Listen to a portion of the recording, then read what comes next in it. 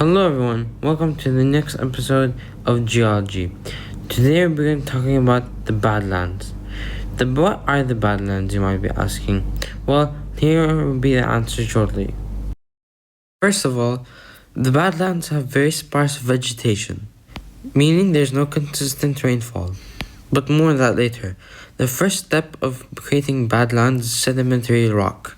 They create salt, sand, and clay, creating these layers of rock. Over the years, they become rock due to sedimentation. This is why you can see layers.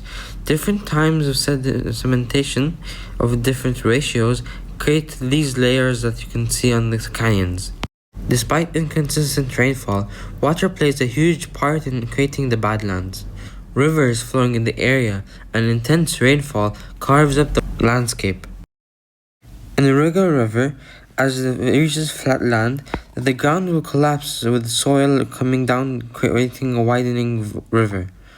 Badlands, as the terrain is so rigid and it's all rock, they erode the ground vertically. This is why there's more canyons in the Badlands. This is why it creates short, steep ridges called interfluves between active and inactive riverbeds. Water erosion gives the Badlands its distinctive hills, ridges, gullies, and ravines. Wind is also a great source of erosion. A butte is formed when an area is totally eroded, but the rocks in particular areas are harder and more resistant to erosion. While the lower part of the buttes are made by softer material, its harder upper part, known as the caprock, which protects the structure.